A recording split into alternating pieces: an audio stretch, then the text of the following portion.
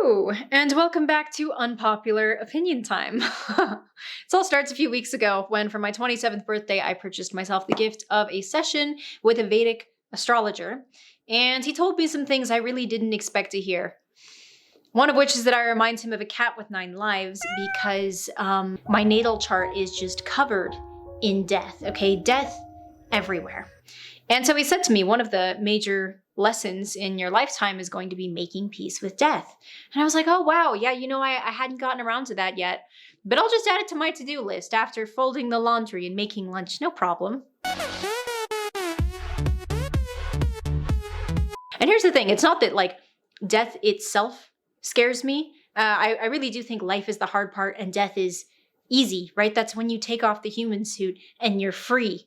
But everything leading up to death really doesn't excite me. Like the process of dying, or if you've ever imagined being on your deathbed and you're like, am I actually going to be proud of everything I've done? Like, am I going to feel like I did this right? And I'm not at peace with death in regards to that. So not death itself, but a lot of the things surrounding death. So in that sense, I'm not at peace with death. I hope that made sense. Eventually. Shiva, don't keep in my laughs, goddammit. My answer also the same. Nothing. Anyway, I enjoyed the reading, and I'm actually going to share that as a video in the coming weeks. It's wild, so I'm really excited for that. But yeah, it was cool. It was a little bit painful. And then in the weeks following, nothing in my life went according to plan. Like literally just the weirdest shit kept happening. And it got to the point where I was like, you know what? Maybe I'm not scared of dying. Like, Jesus, take me now. I want off this blue water rock. Get me out of the hairless monkey suit. I'm done. Is my pretty boy. So at that point in my life, I was having 2 problems. And even as I said that, I realized that was a lie. I have 99 problems and they're all existential, but I only want to talk about 2 today. 1 is making peace with death, and 2 is not being entirely sure if I'm actually satisfied with the state of my life right now. And in fact, I'm not. And upon realizing that, I was a little bit sad, I suppose. And it occurred to me that there's a silver bullet for these things, specifically the problems I have, but also for the whole of human suffering. Little thing called enlightenment. And so I did what any serious seeker does. I went to the internet, to YouTube specifically, and before I could even type a search query, it was like the beautiful stroke of synchronicity, because on my homepage, the first thing served up to me was this video called The Benefits of Enlightenment by actualize.org. And I watched the entire thing. And at first I was really with him. I was like, yeah, we're just part of a field of consciousness. And enlightenment comes when we transcend our sense of self. And the sense of self is created by the ego. It was kind of Spiritual Awakening 101, but he also made a lot of very brilliant, articulate points. This goes real deep. This goes as deep as things go. That being said, something about those videos, that video in particular, made me feel a little bit uneasy. And I couldn't quite place it. I didn't know if it was the dead gaze, or the offhand comment here or there, or the sort of dark nihilistic undertones.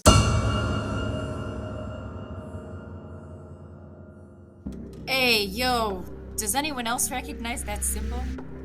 I'm not saying, for sure. I'm just saying it's weird.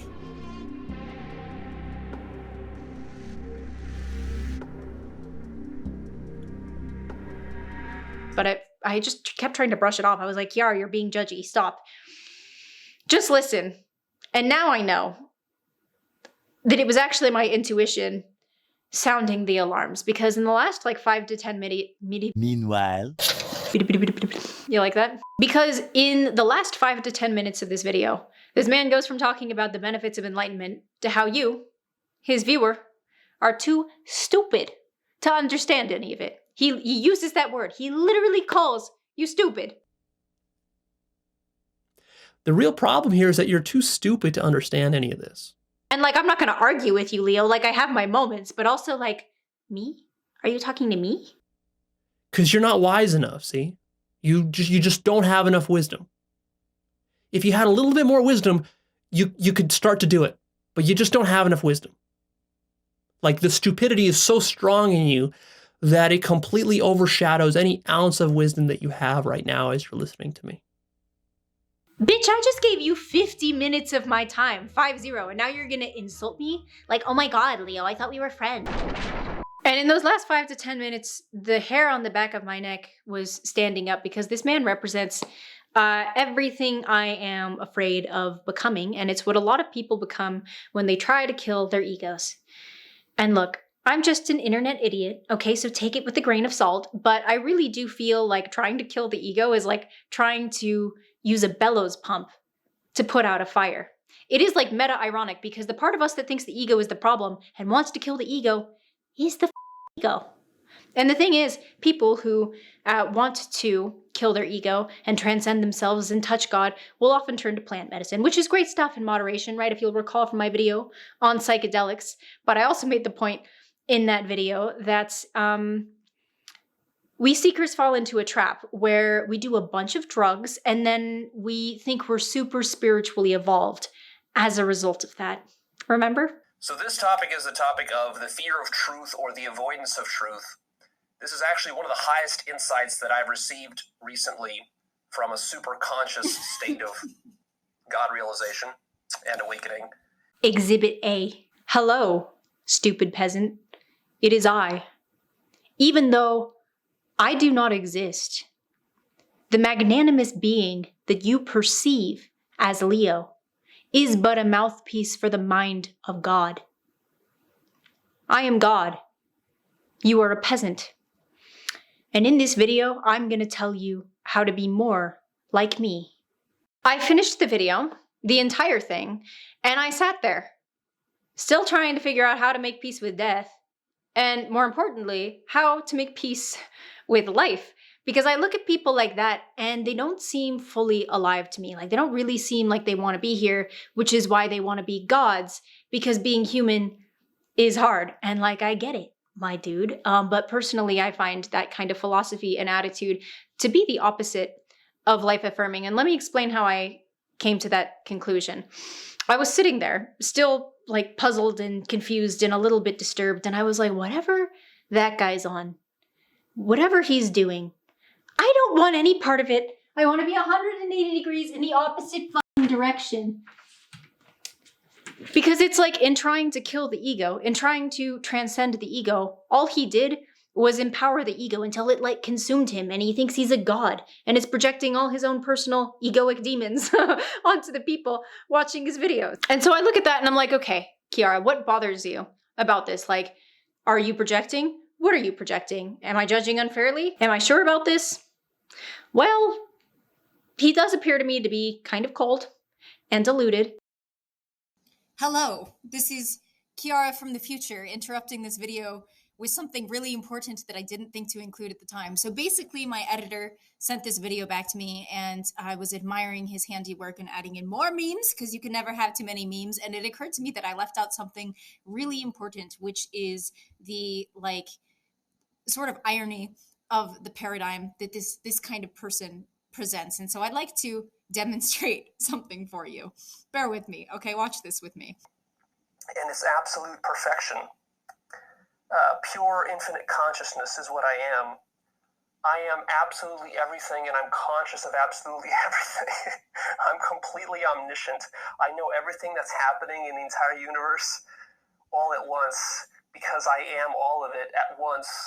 And I am the only thing that exists because I am perfect infinite oneness. And there is no alternative or opposite to me.